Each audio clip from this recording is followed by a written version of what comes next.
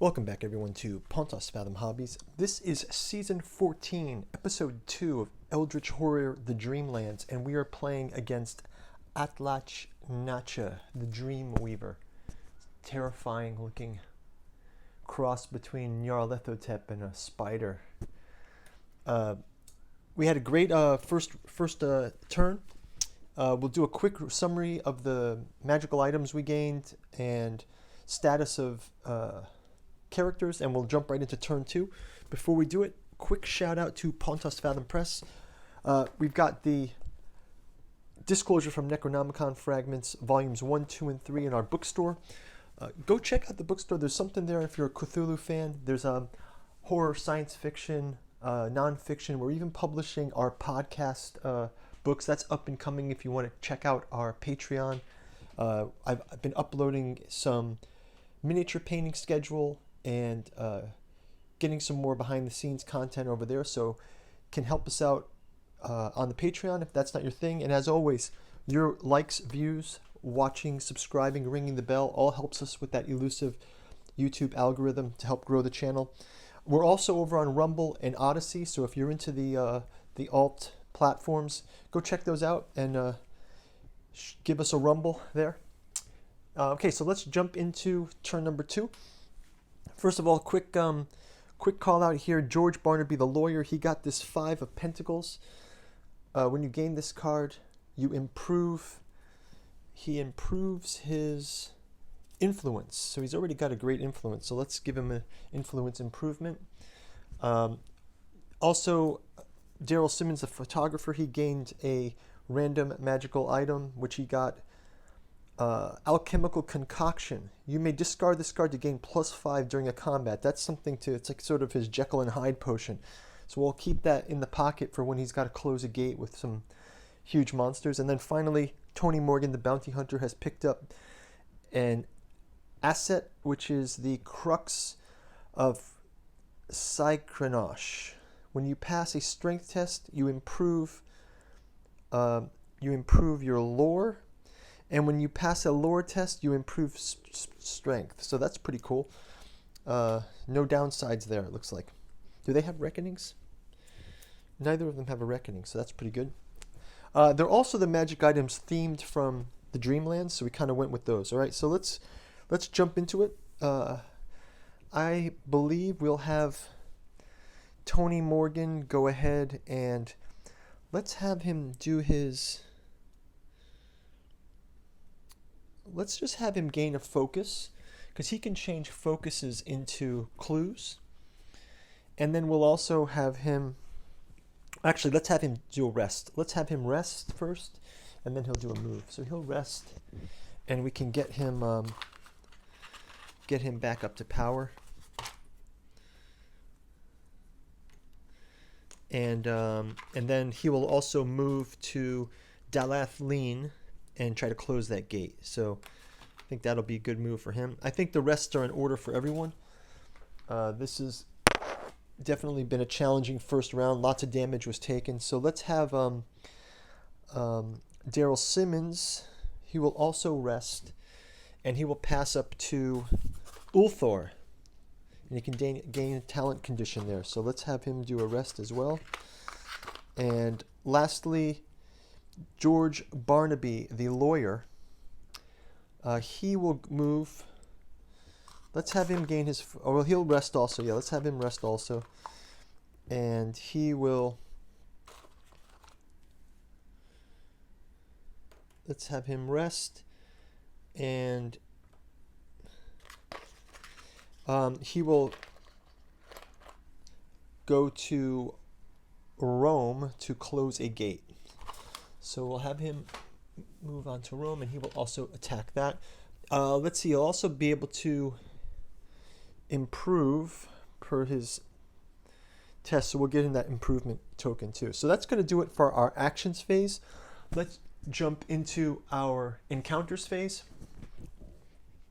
So first up, we'll go to our lead investigator. He is going to run the encounter against the Hound of Tindalos. So first up, he will roll his Mind check here. He also has the payoff a condition. He cannot be delayed. And when he defeats cultists, he can place this. So let's go ahead and roll his test. He passes his mind test. Let's have him check his attack here.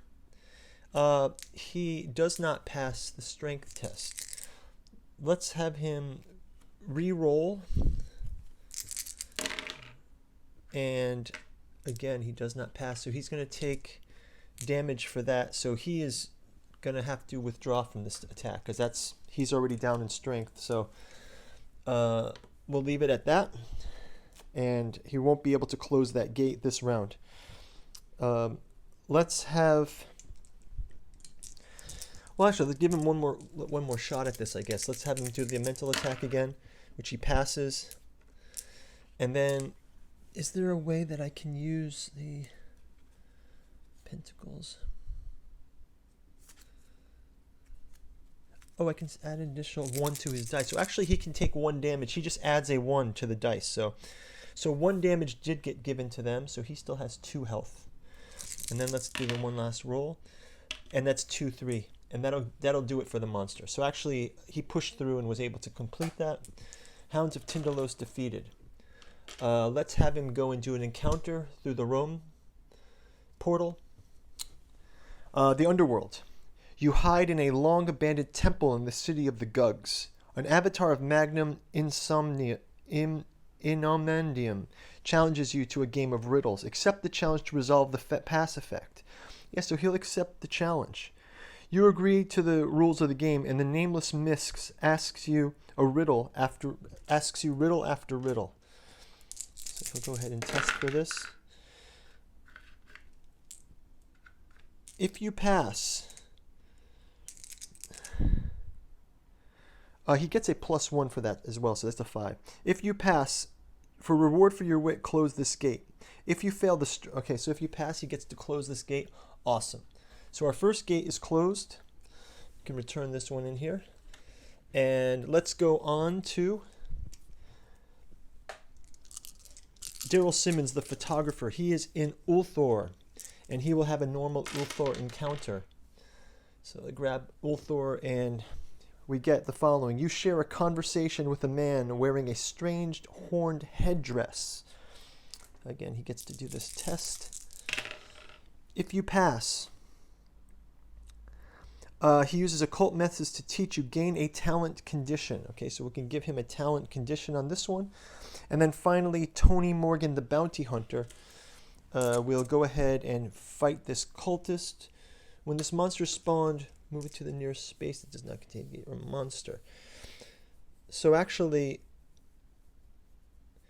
the cultist, when he spawned, he has to move to here. Let's say that's the nearest space. So actually, Tony Morgan doesn't have to fight the monster. He can just go ahead and go through the portal. So he will go through the Dalath-Lane portal, and he has the future. You find yourself wading through the endless river of time, indecipherable visions of past, present, and future, dragging at your legs, trying to pull you under. You steel yourself and try to make headway against the raging current. He gets to roll a test. If you pass, you emerge... you hold fast, and the myriad avenues of the future blossom into being. Close this gate. The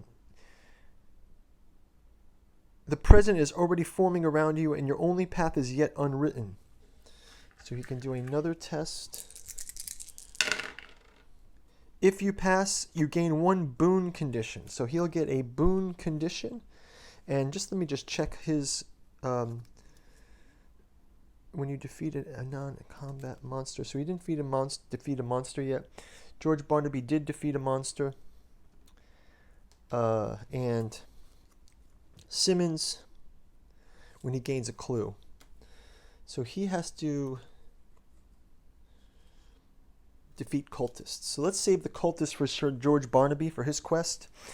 And he can come and grab this cultist on the moon, I guess. And maybe that would be George Barnaby going down to going down to, really, yeah, to go through the moon gate. Okay, so that's going to wrap it up for our encounters phase. Let's do a quick jump into the mythos phase. We get a advance the active mystery, the omen. We have Celiphaeus, so because of that we move the doom track down by 1. Next we have a monster surge, and we'll put that monster surge on this gate, and we get a cultist and a gug on the only open portal. And then lastly we spawn 2 clues. We can spawn the 2 clues, and those 2 clues will be on Istanbul and space 16. 16 Tunguska. He can go grab both of those, I believe. Okay, so next up we have replaced by another. That this mockery should take your place in the universe's most vile is the universe's most vile insult. Yet there is, just beyond your reach, wreaking havoc and undoing all the good things you have accomplished, smiling all the while you see your face every day in the mirror. Spawn the doppelganger epic monster on the lead investigator space. Then the lead investigator gains a lost in time and space condition. If the lead investigator already has a lost in time and space condition, spawn 1 gate and spawn a doppelganger epic monster on that space instead. No, so he doesn't have a lost in time and space, so we're going to spawn a doppelganger epic monster, and we will go ahead and do that, and then we'll also give him a lost in time and space encounter. So that's going to wrap it up for turn 2. I'll advance this to turn number 3. Thanks for watching, guys, and we'll check you out in the next turn. Bye-bye.